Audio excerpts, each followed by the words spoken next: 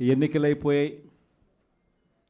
దాదాపుగా 9 నెలలు కళ్ళు మూసుకొని కళ్ళు తెరిచేసరికి అప్పుడే 9 నెలలు గడిచిపోయింది.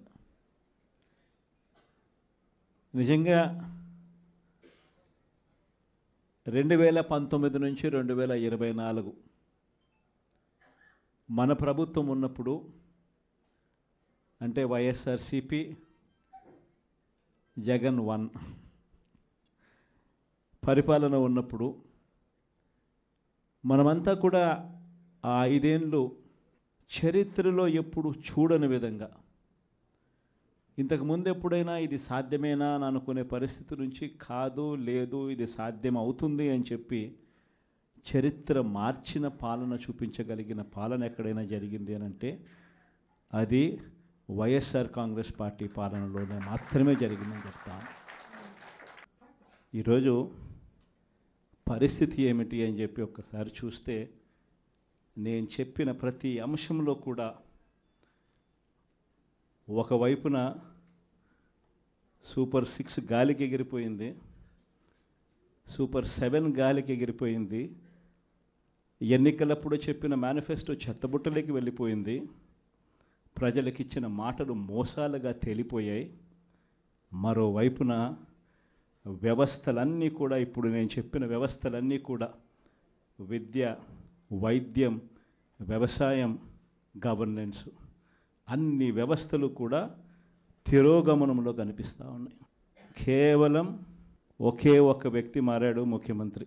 ఒకే ఒక పార్టీ మారింది, వైఎస్ఆర్సీపీ పక్కకు పోయి టీడీపీ వచ్చింది. తేడా అంతే. ప్రతి వ్యవస్థ తిరోగమనం, ప్రజలకు అంతవరకు అందుతూ ఉన్న ప్రతి పథకం రద్దు, వీళ్ళు చేస్తామన్న ప్రతి పథకము మోసం, అబద్ధం. కేవలం 9 నెలల కాలంలోనే ఇవన్నీ మన కళ్ళ ఎదుటే ఇవాళ కనిపిస్తూ ఉన్న పరిస్థితులు. నేను అందుకనే చెప్తా ఉన్నా, ఈరోజు ఓడిపోయినా కూడా చెప్తా ఉన్నా, మనకి ఇంతకుముందు 50% ఓట్ షేర్ వచ్చింది. ఈ ఎన్నికలు అయిపోయేసరికి మన ఓట్ షేర్ 40%. ఒక 10% ఓట్ షేర్ మనకు రావాల్సింది రాకుండా పోయింది. కారణం, ఆ రోజు కేవలం మీ జగన్ అబద్ధాలు చెప్పలేకపోయాడు, అదొక్కటే కారణం. కానీ నేను చెప్తా ఉన్నా, మీ జగన్ అబద్ధాలు చెప్పలేకపోయాడు కాబట్టి అధికారానికి మనం దూరం అయ్యాం. కానీ అధికారానికి దూరం అయినా కూడా మీ జగన్ మీ గుండెల్లోనూ మీ మనసుల్లోనూ లీడర్ అంటే ఇలా ఉండాలి అని చెప్పి మాత్రం ముద్ర వేయగలిగారు. కారణం ఏమిటంటే, రాజకీయాల్లో ఉన్నప్పుడు విలువలు ఉండాలి. రాజకీయాల్లో ఉన్నప్పుడు విశ్వసనీయత అన్న పదానికి అర్థం తెలియాలి. ఈ జగన్, మీ జగన్ మరో 30 సంవత్సరాలు రాజకీయాల్లోనే ఉంటాడు. ఈరోజు తెలుగుదేశం పార్టీ కార్యకర్తలు, తెలుగుదేశం పార్టీ నాయకులు ఏ ఒక్కరూ కూడా ఏ ఇంటికి వెళ్ళే పరిస్థితి లేదు. వీళ్ళు గన ఇళ్ళకు పోవడం మొదలు పెడితే, వీళ్ళు గన ప్రజల్లో తిరగడం మొదలు పెడితే ఏమవుతుంది? ఆ ఇంట్లో నుంచి ఆ చిన్నపిల్లలు మొదలు పెడతారు. ఏమంటారు? నా 15,000 ఏమైంది, నా 15,000 ఏమైంది, నా 15,000 ఏమైందని. ఆ ఇంటికి వెళ్ళినప్పుడు ఆ ఇంట్లో ఆ చిన్నపిల్లల తల్లులు, ఆ పిన్నమ్మలు అడుగుతారు, ఏమని? నా 18,000 ఏమైంది, నా 18,000 ఏమైంది, నా 18,000 ఏమైందని. ఆ ఇళ్ళకు పోతే ఆ అమ్మలు, ఆ పిన్నమ్మల అత్తలు, వాళ్ళ అమ్మలు వాళ్ళేమడుగుతారు? మాకు 50 ఏళ్ళ వయసు వచ్చింది, మాకు 50 ఏళ్ళ వయసు వస్తూనే మీరేమన్నారు? మా 48,000 ఏమైంది, మా 48,000 ఏమైంది, మా 48,000 ఏమైంది అని అడుగుతారు. ఆ ఇళ్ళకు పోయినప్పుడు ఆ రైతులు ఏమడుగుతారు? మా 20,000 ఏమైంది, మా 20,000 ఏమైంది, మా 20,000 ఏమైంది అని అడుగుతారు. ఆ ఇళ్ళల్లో నుంచి ఆ 20 ఏళ్ళ పిల్లాడు, ఆ పిల్లాడు ఉద్యోగం వెతుకుతా ఉన్న ఆ 20 ఏళ్ళ పిల్లాడు ఏమంటాడు? నా 36,000 ఏమైంది, నా 36,000 ఏమైంది, నా 36,000 ఏమైంది అని.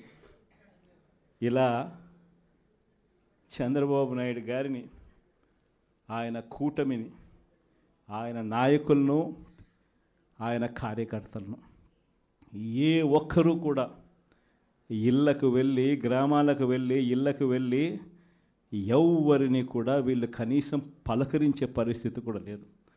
పలకరిస్తే వీళ్ళే అన్నారు, మేము సూపర్ 6 ఇవ్వలేకపోతే, సూపర్ 7 ఇవ్వలేకపోతే ఏమన్నారు? కాలర్ పట్టుకోమని మీరే అడిగారు కదయ్యా, మీరే చెప్పారు కదయ్యా. చెప్పడమే కాకుండా బాండ్లు కూడా ఇచ్చారు. ఇదిగో బాండు, రాసుకో బాండు, ఇదిగో మీ దగ్గర పెట్టుకోండి అని బాండ్లు కూడా ఇచ్చినారు. బాబు షూరిటీ,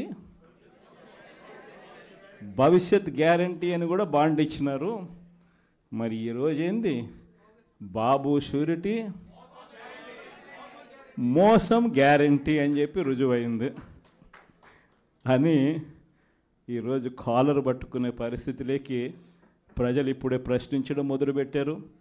ఈ ప్రశ్నించే పరిస్థితి నుంచి ఇక నెక్స్ట్ కాలర్ పట్టుకునే పరిస్థితిలోకి పోవడం అన్నది ఇక త్వరలోనే జరగబోయే కార్యక్రమం. నేను ఇవాళ మీ అందరికీ కూడా ఈ విషయాలన్నీ ఎందుకు చెప్తున్నానంటే, అన్ని రకాలుగా ఈ ప్రభుత్వం ఫెయిల్ అయిపోయింది. ఈరోజు ఈ ప్రభుత్వంలో జరుగుతూ ఉన్నది ఏమిటి అని అంటే, స్కాములు తప్ప ఇంకా ఏమీ జరగడంలో. ఈరోజు రాష్ట్రంలో ఒక ముఖ్యమంత్రిగా ఒక పాలన సాగించేటప్పుడు, ఒక పార్టీ అధికారంలో ఉండి పాలన సాగించేటప్పుడు ప్రతి పార్టీకి కానీ, లేకపోతే ప్రతి ముఖ్యమంత్రికి కానీ, ఆ ప్రతి నాయకుడికి కానీ, ఆ పార్టీకి సంబంధించిన ప్రతి నాయకుడికి కానీ ఏమనిపించాలి? అదిగో మా నాయకుడు, కాలర్ ఎగరేసుకొని చెప్తున్నాం, తన పలానావాడు మా నాయకుడు అని చెప్పుకునే పరిస్థితి ఉండాలని ప్రతి నాయకుడు అనుకుంటాడు. ఈరోజు పరిస్థితి ఏమిటి? ఎందుకు వీళ్ళంతా అధికారంలో ఉన్నారు అని అంటే వీళ్ళకే తెలియదు ఎందుకు అధికారంలో ఉన్నారని. ఒకే ఒక కారణం వీళ్ళంతా అధికారంలో ఉండడానికి, అది దోచుకోవడం, దోచుకున్నది పంచుకొని తినుకోవడం. ఇది తప్ప ఇంకేమైనా కనిపిస్తూ ఉందా? ఈరోజు లిక్కర్ స్కామ్, మద్యం స్కామ్, ఇసుక స్కామ్, ఈరోజు నియోజకవర్గంలో ఏమి జరగాలన్నా, మైనింగ్ జరగాలన్నా, నియోజకవర్గంలో ఫ్యాక్టరీ నడపాలన్నా, ఈరోజు ఏది జరగాలన్నా ఎమ్మెల్యేకి ఆయనకి ఎంత ఇవ్వాలా, ఎమ్మెల్యే చంద్రబాబు నాయుడు గారికి ఎంత ఇవ్వాలా. ప్రతి విషయంలోనూ స్కామ్. నియోజకవర్గంలో యథేచ్ఛగా మన కళ్ళ ముందటనే పేకాట క్లబ్బులు జరుగుతూ ఉన్నాయి. యథేచ్ఛగా ఇవన్నీ జరుగుతూ ఉన్నాయి మన కళ్ళ ఎదుట. ప్రశ్నించే స్వరం ఎవరైనా ప్రశ్నిస్తే ప్రశ్నిస్తారేమో అని, ప్రశ్నించకూడదు అని ఏకంగా చిన్నపిల్లలను కూడా చూడుకోకుండా వాళ్ళందరినీ సోషల్ మీడియా కింద 111 సెక్షన్ పెట్టి, అంటే ఆర్గనైజ్డ్ క్రైమ్ అంట. సోషల్ మీడియాలలో నువ్వు చేసే తప్పును ప్రశ్నిస్తే ఎందుకయ్యా సూపర్ 6 ఇవ్వడం లేదు, ఎందుకయ్యా సూపర్ 7 ఇవ్వడం లేదు అని చెప్పి ప్రశ్నిస్తే ఆర్గనైజ్డ్ క్రైమ్ అట.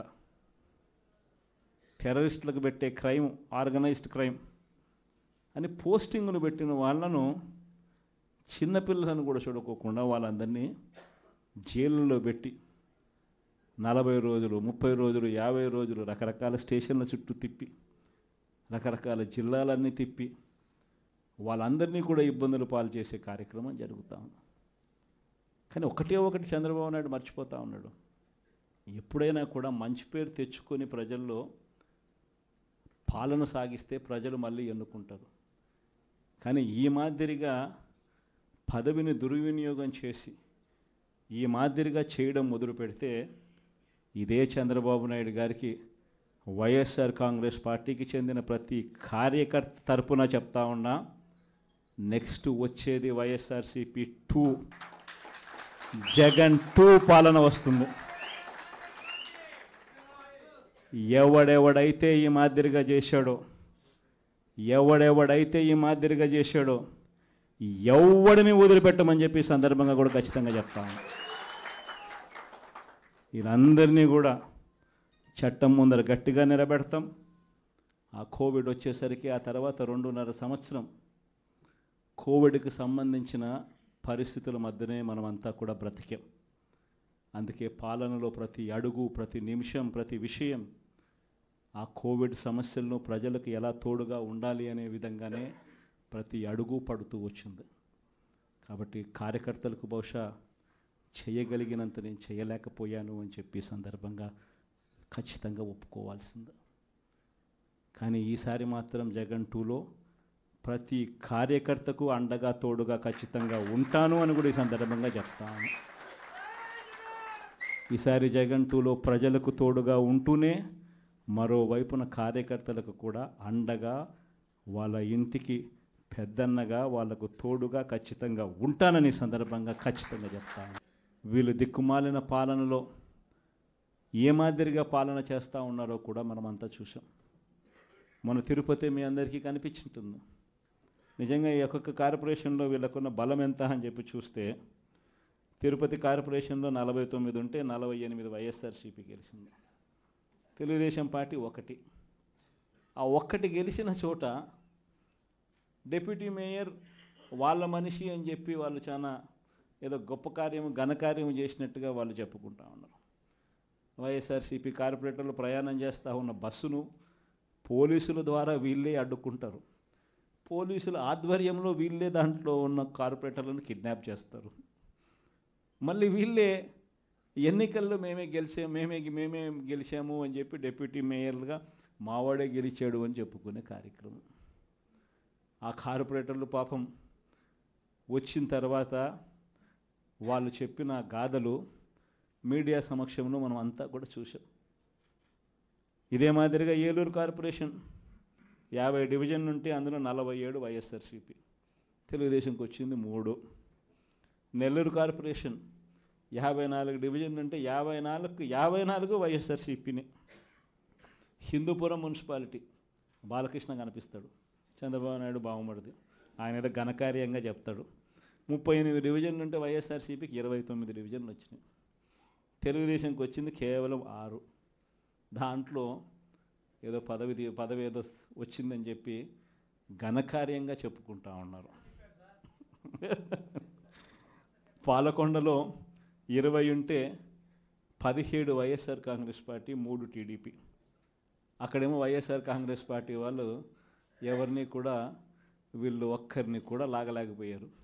సో వెంటనే ఏం చేశారు? Post phone. తుని 30 ఉంటే 30కి 30 వైఎస్ఆర్సీపీ. తెలుగుదేశం పార్టీకి ఒక్కడు కూడా లేడు. ఆడ కూడా ఉద్రిక్తత పరిస్థితుల మధ్య ఎలక్షన్ పోస్ట్ పోన్ అంట. పిడుగురాళ్ళ మున్సిపాలిటీ 33కి 33 వైఎస్ఆర్సీపీని, ఈడ కూడా election post phone. Nuzvid municipality 32 ఉంటే 25 వైఎస్ఆర్సీపీ, 7 టీడీపీ.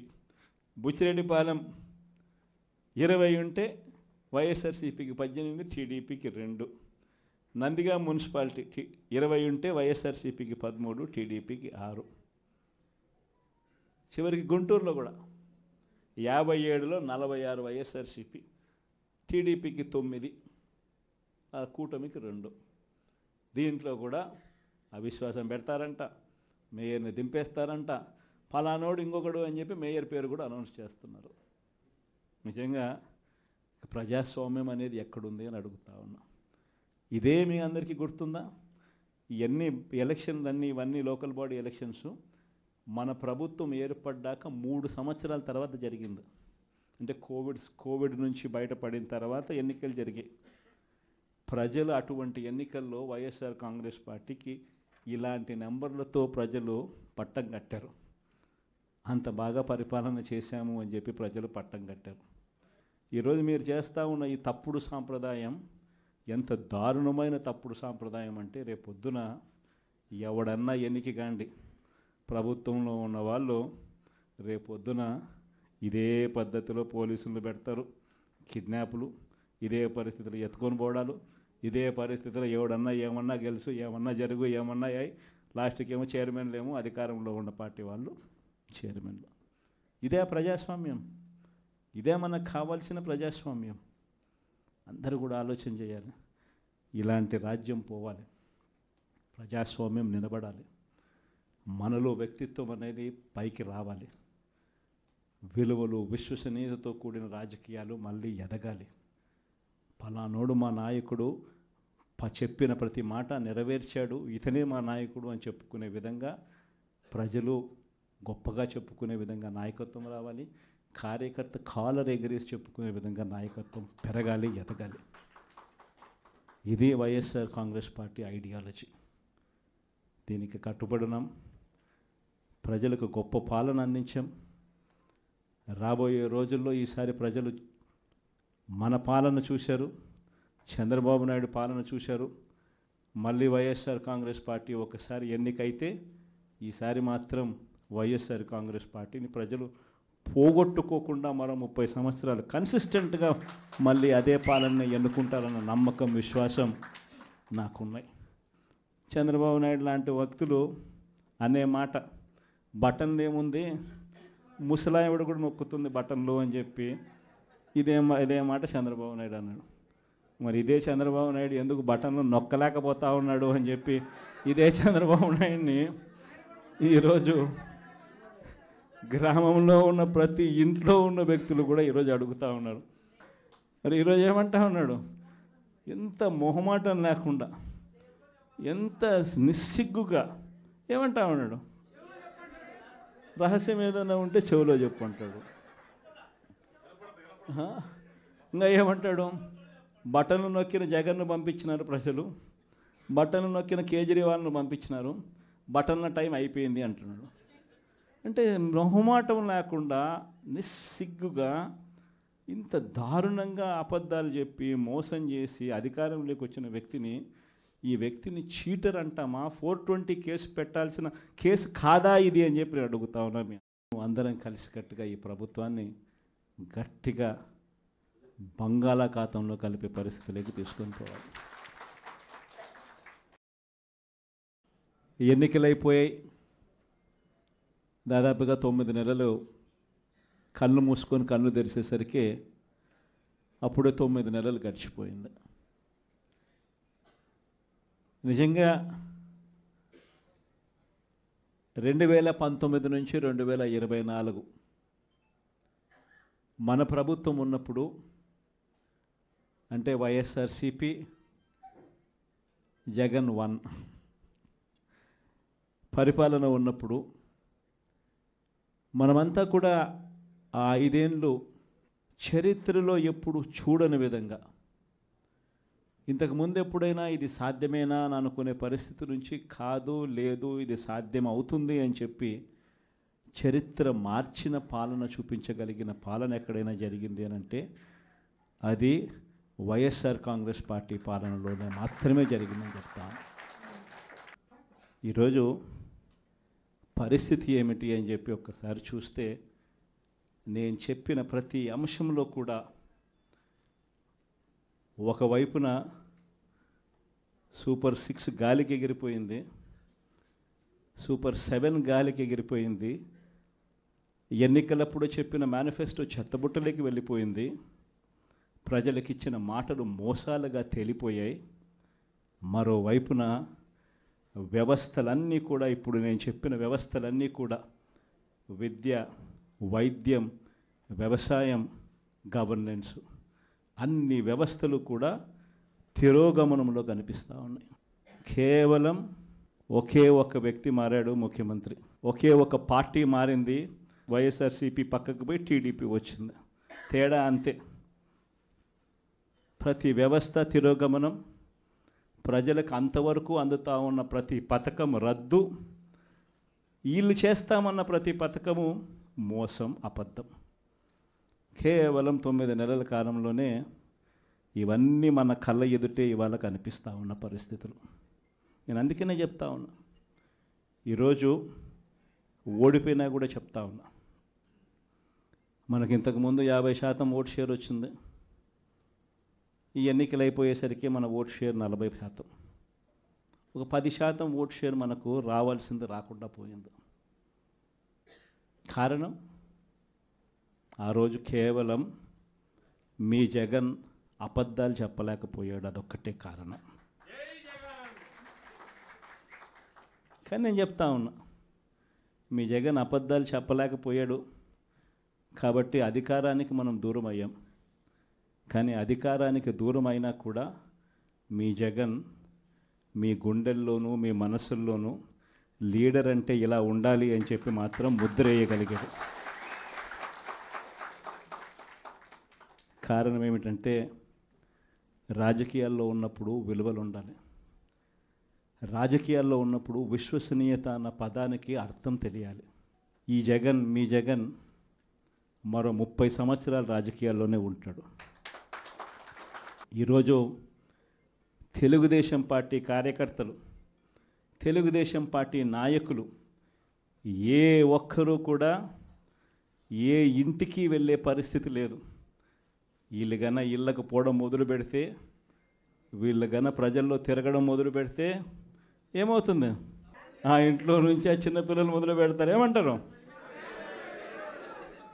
నా 15,000 ఏమైంది, నా 15,000 ఏమైంది, నా 15,000 ఏమైందని. ఆ ఇంటికి వెళ్ళినప్పుడు ఆ ఇంట్లో ఆ చిన్నపిల్లల తల్లులు, ఆ పిన్నమ్మలు అడుగుతారు, ఏమని? నా 18,000 ఏమైంది, నా 18,000 ఏమైంది, నా 18,000 ఏమైందని. ఆ ఇళ్ళకు పోతే ఆ అమ్మలు, ఆ పిన్నమ్మల అత్తలు, వాళ్ళ అమ్మలు వాళ్ళేమడుగుతారు? మాకు 50 ఏళ్ళ వయసు వచ్చింది, మాకు 50 ఏళ్ళ వయసు వస్తూనే మీరేమన్నారు?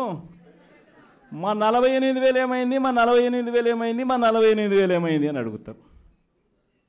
ఆ ఇళ్ళకు పోయినప్పుడు ఆ రైతులు ఏమడుగుతారు?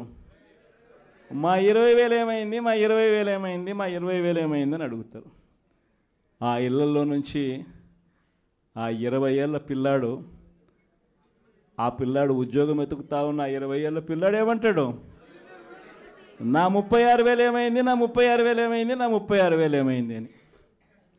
ఇలా చంద్రబాబు నాయుడు గారిని, ఆయన కూటమిని, ఆయన నాయకులను, ఆయన కార్యకర్తలను ఏ ఒక్కరూ కూడా ఇళ్ళకు వెళ్ళి, గ్రామాలకు వెళ్ళి, ఇళ్ళకు వెళ్ళి ఎవరిని కూడా వీళ్ళు కనీసం పలకరించే పరిస్థితి కూడా లేదు. పలకరిస్తే వీళ్ళే అన్నారు, మేము సూపర్ 6 ఇవ్వలేకపోతే, సూపర్ 7 ఇవ్వలేకపోతే ఏమన్నారు? కాలర్ పట్టుకోమని మీరే అడిగారు కదయ్యా, మీరే చెప్పారు కదయ్యా. చెప్పడమే కాకుండా బాండ్లు కూడా ఇచ్చారు.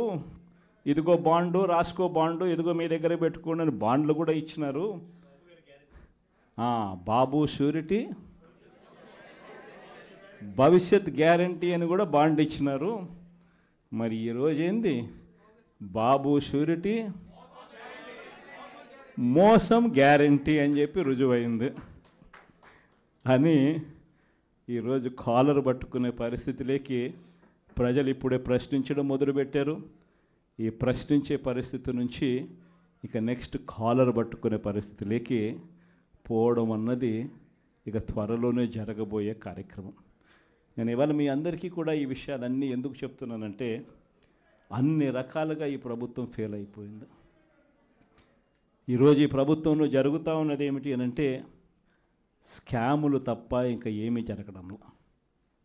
ఈరోజు రాష్ట్రంలో ఒక ముఖ్యమంత్రిగా ఒక పాలన సాగించేటప్పుడు, ఒక పార్టీ అధికారంలో ఉండి పాలన సాగించేటప్పుడు ప్రతి పార్టీకి కానీ, లేకపోతే ప్రతి ముఖ్యమంత్రికి కానీ, ఆ ప్రతి నాయకుడికి కానీ, ఆ పార్టీకి సంబంధించిన ప్రతి నాయకుడికి కానీ ఏమనిపించాలి?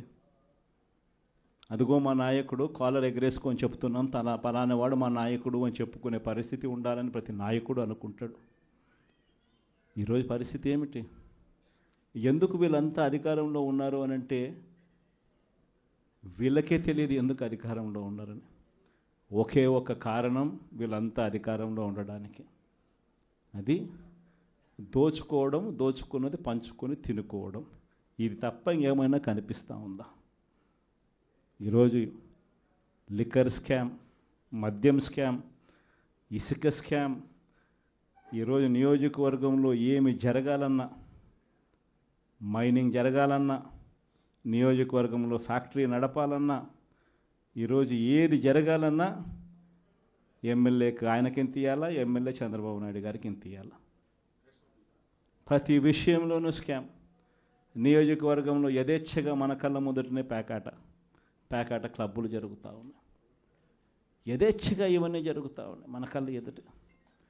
ప్రశ్నించే స్వరం ఎవరైనా ప్రశ్నిస్తే ప్రశ్నిస్తారేమో అని, ప్రశ్నించకూడదు అని ఏకంగా చిన్నపిల్లలను కూడా చూడుకోకుండా వాళ్ళందరినీ సోషల్ మీడియా కింద 111 సెక్షన్ పెట్టి, అంటే ఆర్గనైజ్డ్ క్రైమ్ అంట. సోషల్ మీడియాలలో నువ్వు చేసే తప్పును ప్రశ్నిస్తే ఎందుకయ్యా సూపర్ 6 ఇవ్వడం లేదు, ఎందుకయ్యా సూపర్ 7 ఇవ్వడం లేదు అని చెప్పి ప్రశ్నిస్తే ఆర్గనైజ్డ్ క్రైమ్ అట. టెర్రరిస్టులకు పెట్టే క్రైమ్ ఆర్గనైజ్డ్ క్రైమ్ అని పోస్టింగ్ను పెట్టిన వాళ్ళను, చిన్నపిల్లలను కూడా చూడుకోకుండా వాళ్ళందరినీ జైళ్ళలో పెట్టి 40 రోజులు, 30 రోజులు, 50 రోజులు రకరకాల స్టేషన్ల చుట్టూ తిప్పి, రకరకాల జిల్లాలన్నీ తిప్పి వాళ్ళందరినీ కూడా ఇబ్బందులు పాలు చేసే కార్యక్రమం జరుగుతూ ఉంది. కానీ ఒకటి చంద్రబాబు నాయుడు మర్చిపోతూ ఉన్నాడు. ఎప్పుడైనా కూడా మంచి పేరు తెచ్చుకొని ప్రజల్లో పాలన సాగిస్తే ప్రజలు మళ్ళీ ఎన్నుకుంటారు. కానీ ఈ మాదిరిగా పదవిని దుర్వినియోగం చేసి ఈ మాదిరిగా చేయడం మొదలు పెడితే ఇదే చంద్రబాబు నాయుడు గారికి వైఎస్ఆర్ కాంగ్రెస్ పార్టీకి చెందిన ప్రతి కార్యకర్త తరపున చెప్తా ఉన్నా, నెక్స్ట్ వచ్చేది వైఎస్ఆర్సీపీ 2, జగన్ 2 పాలన వస్తుంది. ఎవడెవడైతే ఈ మాదిరిగా చేశాడో ఎవడిని వదిలిపెట్టమని చెప్పి సందర్భంగా కూడా ఖచ్చితంగా చెప్తాను. వీళ్ళందరినీ కూడా చట్టం ముందర గట్టిగా నిలబెడతాం. ఆ కోవిడ్ వచ్చేసరికి ఆ తర్వాత 2.5 సంవత్సరం కోవిడ్కి సంబంధించిన పరిస్థితుల మధ్యనే మనమంతా కూడా బ్రతికాం. అందుకే పాలనలో ప్రతి అడుగు, ప్రతి నిమిషం, ప్రతి విషయం ఆ కోవిడ్ సమస్యలను ప్రజలకు ఎలా తోడుగా ఉండాలి అనే విధంగానే ప్రతి అడుగు పడుతూ వచ్చింది. కాబట్టి కార్యకర్తలకు బహుశా చేయగలిగినంత నేను చేయలేకపోయాను అని చెప్పి సందర్భంగా ఖచ్చితంగా ఒప్పుకోవాల్సింది. కానీ ఈసారి మాత్రం జగన్ 2లో ప్రతి కార్యకర్తకు అండగా తోడుగా ఖచ్చితంగా ఉంటాను అని కూడా ఈ సందర్భంగా చెప్తాను. ఈసారి జగన్ 2లో ప్రజలకు తోడుగా ఉంటూనే మరోవైపున కార్యకర్తలకు కూడా అండగా, వాళ్ళ ఇంటికి పెద్దన్నగా, వాళ్లకు తోడుగా ఖచ్చితంగా ఉంటానని సందర్భంగా ఖచ్చితంగా చెప్తాను. వీళ్ళు దిక్కుమాలిన పాలనలో ఏ మాదిరిగా పాలన చేస్తూ ఉన్నారో కూడా మనమంతా చూసాం. మన తిరుపతి మీ అందరికీ కనిపించుంటుంది. నిజంగా ఈ ఒక్కొక్క కార్పొరేషన్లో వీళ్ళకున్న బలం ఎంత అని చెప్పి చూస్తే తిరుపతి కార్పొరేషన్లో 49 ఉంటే 48 వైఎస్ఆర్సీపీ గెలిచింది. తెలుగుదేశం పార్టీ 1. ఆ 1 గెలిచిన చోట డిప్యూటీ మేయర్ వాళ్ళ మనిషి అని చెప్పి వాళ్ళు చాలా ఏదో గొప్ప కార్యము, ఘనకార్యము చేసినట్టుగా వాళ్ళు చెప్పుకుంటా ఉన్నారు. వైఎస్ఆర్సీపీ కార్పొరేటర్లు ప్రయాణం చేస్తూ ఉన్న బస్సును పోలీసుల ద్వారా వీళ్ళే అడ్డుకుంటారు. పోలీసుల ఆధ్వర్యంలో వీళ్ళే దాంట్లో ఉన్న కార్పొరేటర్లను కిడ్నాప్ చేస్తారు. మళ్ళీ వీళ్ళే ఎన్నికల్లో మేమే గెలిచాము అని చెప్పి డిప్యూటీ మేయర్లుగా మావాడే గెలిచాడు అని చెప్పుకునే కార్యక్రమం. ఆ కార్పొరేటర్లు పాపం వచ్చిన తర్వాత వాళ్ళు చెప్పిన గాథలు మీడియా సమక్షంలో మనం అంతా కూడా చూసాం. ఇదే మాదిరిగా ఏలూరు కార్పొరేషన్ 50 డివిజన్ ఉంటే అందులో 47 వైఎస్ఆర్సీపీ, తెలుగుదేశంకి వచ్చింది 3. నెల్లూరు కార్పొరేషన్ 54 డివిజన్ ఉంటే 54 వైఎస్ఆర్సీపీని. హిందూపురం మున్సిపాలిటీ బాలకృష్ణ కనిపిస్తాడు, చంద్రబాబు నాయుడు బాగుమడిది, ఆయన ఏదో ఘనకార్యంగా చెప్తాడు. 38 డివిజన్లు ఉంటే వైఎస్ఆర్సీపీకి 29 డివిజన్లు వచ్చినాయి. తెలుగుదేశంకి వచ్చింది కేవలం 6. దాంట్లో ఏదో పదవి ఏదో వచ్చిందని చెప్పి ఘనకార్యంగా చెప్పుకుంటా ఉన్నారు. పాలకొండలో 20 ఉంటే 17 వైఎస్ఆర్ కాంగ్రెస్ పార్టీ, 3 టీడీపీ. అక్కడేమో వైఎస్ఆర్ కాంగ్రెస్ పార్టీ వాళ్ళు ఎవరిని కూడా వీళ్ళు ఒక్కరిని కూడా లాగలేకపోయారు. సో వెంటనే ఏం చేశారు? Post phone. తుని 30 ఉంటే 30కి 30 వైఎస్ఆర్సీపీ. తెలుగుదేశం పార్టీకి ఒక్కడు కూడా లేడు. ఆడ కూడా ఉద్రిక్తత పరిస్థితుల మధ్య ఎలక్షన్ పోస్ట్ పోన్ అంట. పిడుగురాళ్ళ మున్సిపాలిటీ 33కి 33 వైఎస్ఆర్సీపీని. ఈడ కూడా election post phone. Nuzvid municipality 25, 32 ఉంటే 25 వైఎస్ఆర్సీపీ, 7 టీడీపీ. బుచ్చిరెడ్డిపాలెం 20 ఉంటే వైఎస్ఆర్సీపీకి 18, టీడీపీకి 2. నందిగామ మున్సిపాలిటీ 20 ఉంటే వైఎస్ఆర్సీపీకి 13, టీడీపీకి 6. చివరికి గుంటూరులో కూడా 57లో 46 వైఎస్ఆర్సీపీ, టీడీపీకి 9, ఆ కూటమికి 2. దీంట్లో కూడా అవిశ్వాసం పెడతారంట, మేయర్ని దింపేస్తారంట, ఫలానోడు ఇంకొకడు అని చెప్పి మేయర్ పేరు కూడా అనౌన్స్ చేస్తున్నారు.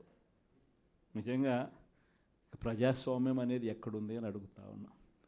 ఇదే మీ అందరికీ గుర్తుందా? ఇవన్నీ ఎలక్షన్లన్నీ, ఇవన్నీ లోకల్ బాడీ ఎలక్షన్స్ మన ప్రభుత్వం ఏర్పడ్డాక 3 సంవత్సరాల తర్వాత జరిగింది.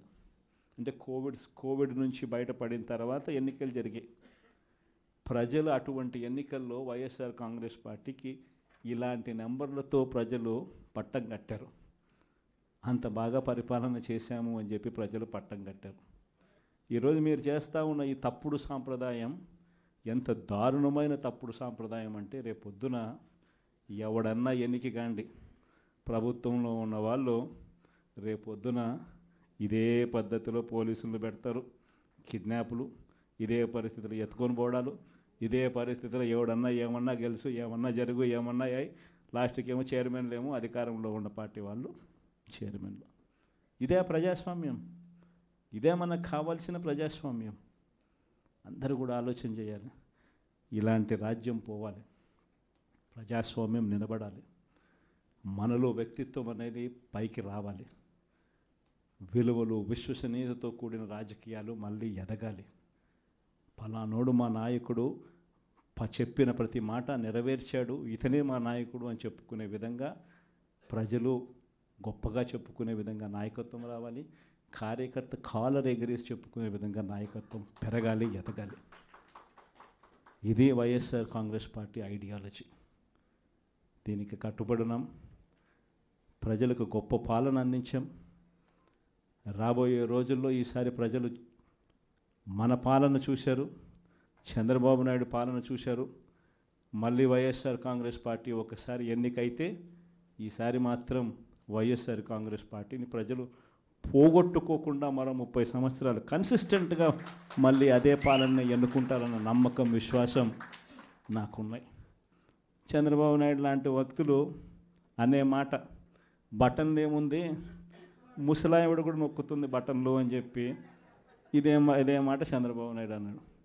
మరి ఇదే చంద్రబాబు నాయుడు ఎందుకు బటన్లు నొక్కలేకపోతా ఉన్నాడు అని చెప్పి ఇదే చంద్రబాబు నాయుడిని ఈరోజు గ్రామంలో ఉన్న ప్రతి ఇంట్లో ఉన్న వ్యక్తులు కూడా ఈరోజు అడుగుతూ ఉన్నారు. మరి ఈరోజు ఏమంటా ఉన్నాడు, ఎంత మొహమాటం లేకుండా, ఎంత నిస్సిగ్గుగా ఏమంటా ఉన్నాడు, రహస్యం ఏదైనా ఉంటే చెవిలో చెప్పు అంటాడు. ఇంకా ఏమంటాడు, బటన్లు నొక్కిన జగన్ను పంపించినారు ప్రజలు, బటన్లు నొక్కిన కేజ్రీవాల్ను పంపించినారు, బటన్ల టైం అయిపోయింది అంటున్నాడు. అంటే మొహమాటం లేకుండా నిస్సిగ్గుగా ఇంత దారుణంగా అబద్ధాలు చెప్పి మోసం చేసి అధికారంలోకి వచ్చిన వ్యక్తిని, ఈ వ్యక్తిని చీటర్ అంటామా, 420 కేసు పెట్టాల్సిన కేసు కాదా ఇది అని చెప్పి అడుగుతా ఉన్నాం. అందరం కలిసికట్టుగా ఈ ప్రభుత్వాన్ని గట్టిగా బంగాళాఖాతంలో కలిపే పరిస్థితిలోకి తీసుకొని పోవాలి. ఎన్నికలైపోయాయి.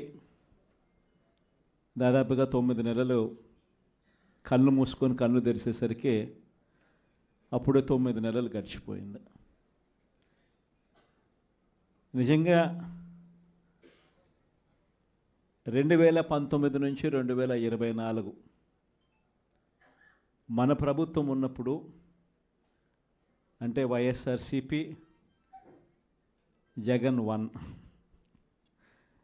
పరిపాలన ఉన్నప్పుడు మనమంతా కూడా ఆ 5 ఏళ్ళు చరిత్రలో ఎప్పుడు చూడని విధంగా, ఇంతకుముందు ఎప్పుడైనా ఇది సాధ్యమేనా అని అనుకునే పరిస్థితి నుంచి కాదు, లేదు ఇది సాధ్యం అవుతుంది అని చెప్పి చరిత్ర మార్చిన పాలన చూపించగలిగిన పాలన ఎక్కడైనా జరిగింది అని అంటే అది వైఎస్ఆర్ కాంగ్రెస్ పార్టీ పాలనలోనే మాత్రమే జరిగిందని చెప్తాను.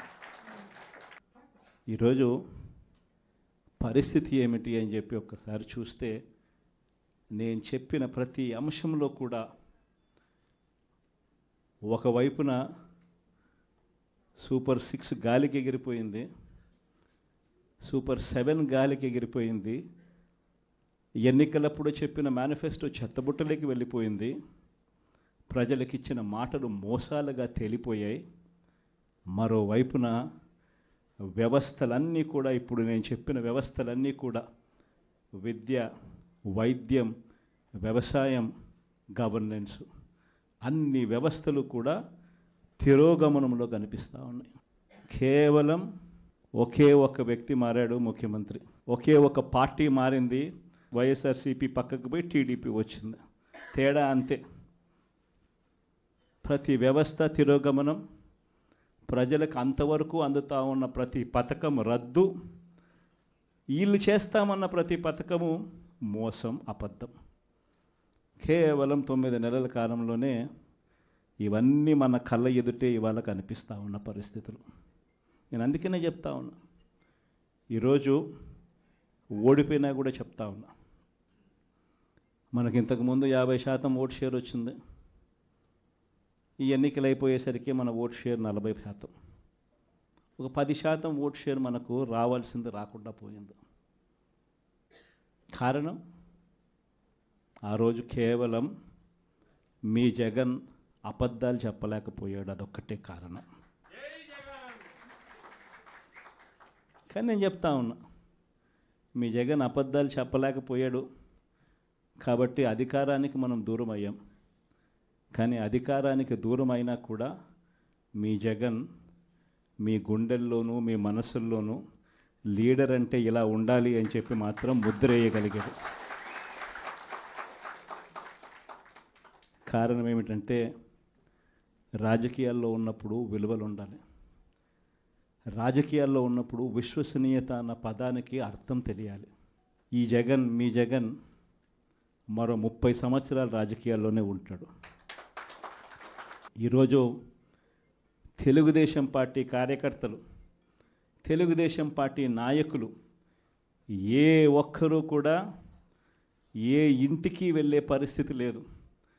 వీళ్ళు గన ఇళ్ళకు పోవడం మొదలు పెడితే, వీళ్ళు గన ప్రజల్లో తిరగడం మొదలు పెడితే ఏమవుతుంది? ఆ ఇంట్లో నుంచి ఆ చిన్నపిల్లలు మొదలు పెడతారు. ఏమంటారు?